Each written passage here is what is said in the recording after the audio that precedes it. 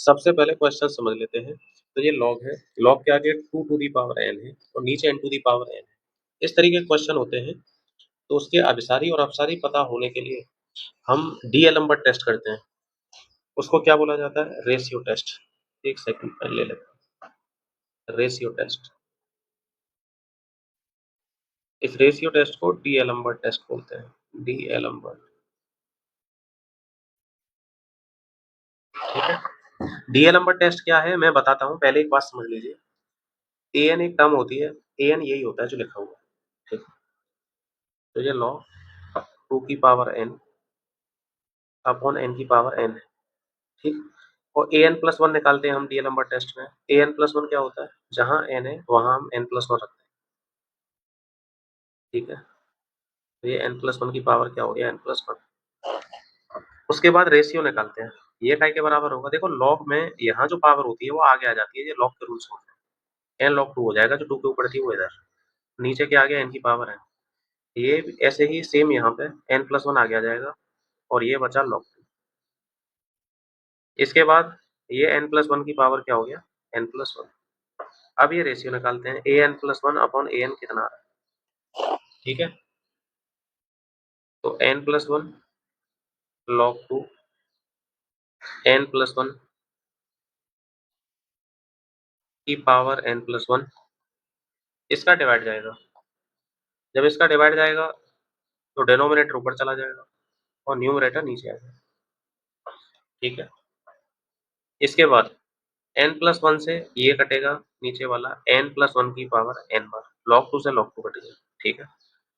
तो an+1 upon an क्या निकल के आ गया? देखो ये जो n आ रही है ये तो हो गया 1 अपॉन n, ठीक है। और ये n की यहाँ पावर सेम है, n है, यहाँ भी n है। तो अगर n+1 को ऊपर ले जाना हो, वैसे तो गुणा करके लिखना पड़ेगा यहाँ पे, लेकिन अगर डिवाइड करके लिखना है तो n+1 ऊपर चला जाएगा और n नीचे आ जाएगा। तो पावर n है दोनों की। तो an+1 अपॉन an की वैल्यू आ गई 1 upon n divided by 1 plus 1 upon n की पावर n, ठीक है। an+1 upon an। इसके बाद इस पर लिमिट लगानी होती है हमें, यानी हमको निकालना होता है limit n tends to infinity an+1 upon an। जब लिमिट लगेगी, limit n tends to infinity, तो 1/n पे लग गई, बीच में डिवाइड है, limit n tends to infinity 1 plus 1/n की पावर n। ये तो 0 हो गया और ये वैल्यू e के बराबर होती है। एक्सपोनेंशियल फंक्शन 2.718 अप्रोक्सीमेट वैल्यू होती है इसकी, चलती जाती है ना। e एक रेशनल नंबर होता है, ये बात भी पता होनी चाहिए। और पाई भी कैसा होता है? रेशनल नंबर होता है। तो ये वैल्यू आ गई 0, 0 लेस देन 1। 0 क्या है? Less than 1। जो 0 है वो 1 से क्या है? कम। जब ये लिमिट की वैल्यू 1 से कम होती है तो ये कन्वर्जेंट होती है, जब 1 से बड़ी होती है तो ये डाइवर्जेंट होती है, ठीक है। और जब 1 के बराबर होती है तो कोई निष्कर्ष नहीं निकलता इस टेस्ट से, वो टेस्ट फेल हो जाता है। टेस्ट क्या हो जाता है? फेल। फिर हम दूसरे तरीके अपनाते हैं, ये नहीं अपनाते। तो हमें इस लिमिट की वैल्यू क्या मिली? 0 मिली, जो कि 1 से कम है। तो सीरीज कैसी होगी? सीरीज होगी कन्वर्जेंट। कन्वर्जेंट को हिंदी में क्या कहते हैं? अभिसारी। क्या कहते हैं? अभिसारी।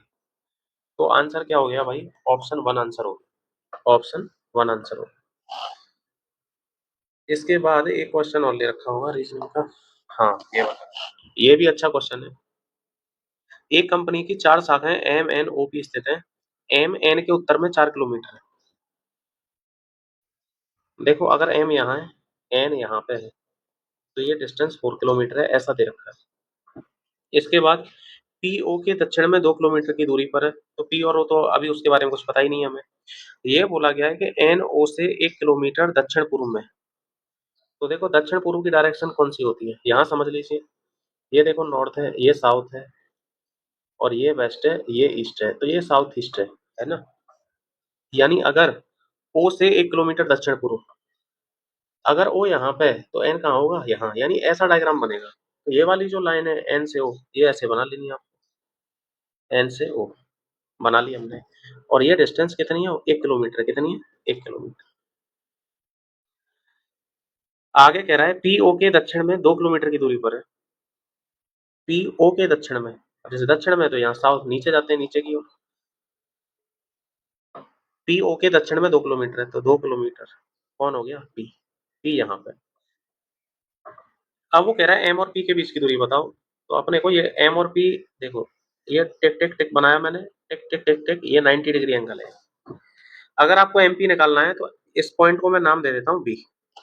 तो अगर MB और PB आ गए तो MP निकल जाएगा पाइथागोरस थ्योरम से। तो देखो ये मैंने यहाँ पे ये टिक टिक टिक बनाया, ठीक, एक लाइन ये खींची टिक टिक टिक। साउथ ईस्ट में ओके, साउथ ईस्ट में एन है, तो साउथ ईस्ट में यहाँ पे एंगल कितना बनेगा? 45 डिग्री। और इधर भी कितना बनेगा? 45 डिग्री। तो ये एंगल इधर 45 डिग्री है और ये एंगल इधर क्या है? 45 डिग्री है, ठीक है।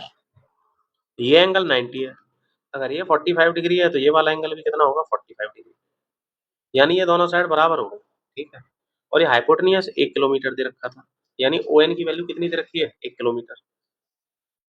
अब सिंपल सी बात है कि ये A है और ये A है, तो A square plus A square कितने हो गए? 2A स्क्वायर बराबर कितना? 1 पाइथागोरस थ्योरम से। तो A की वैल्यू कितनी आ गई? 1/√2, यानी ये 1/√2 है डिस्टेंस, यानी ये PB कितनी आ गई? 1/√2 आ गई। अगर इस A की वैल्यू 1/√2 है तो PB कितना हो गया? 1/√2, ठीक है। अब मुझे एक बात बताओ कि M और N के बीच की डिस्टेंस यहाँ से यहाँ तक कितनी हो गई? 4। तो कौन सी डिस्टेंस बाकी रह गई है? ये वाली बाकी रह गई यहाँ से यहाँ तक। अब देखो OP टोटल कितना है? O और P के बीच की दूरी कितनी है? 2 किलोमीटर। O और P के बीच की दूरी 2 किलोमीटर। यहाँ से ये A हट गया, अगर इस 2 किलोमीटर में से ये A हट गया, ये A हट गया 2 किलोमीटर में से, तो ये लेंथ कितनी बची यहाँ से लेके यहाँ तक? 2 माइनस A। तो A की वैल्यू कितनी है? 1/√2 है। A की वैल्यू कितनी है? 1/√2। तो BN की वैल्यू कितनी आ गई? 2 माइनस √2, ठीक है। तो पाइथागोरस थ्योरम से जो MP स्क्वायर होगा, तो एक तो ये साइड राइट एंगल ट्रायंगल की, तो ये इसका स्क्वायर 1/2 हो गया। और एक ये पूरा MB कितना हो गया? 4 में 2 जोड़े 6, MB हो गया 6 माइनस 1/√2 का होल स्क्वायर, है ना। तो भाई ये तो आधा हो गया, 6 का स्क्वायर कितना हो गया? 36, 1/2 और -2AB, तो ये हो गए 37 भाई। √2 से 2 कटा √2 बार, तो ये -6 √2, -6 √2। √2 की वैल्यू कितनी होती है? 1.414। √2 की वैल्यू 1.414 और 6 का मल्टीप्लाई किया इसमें,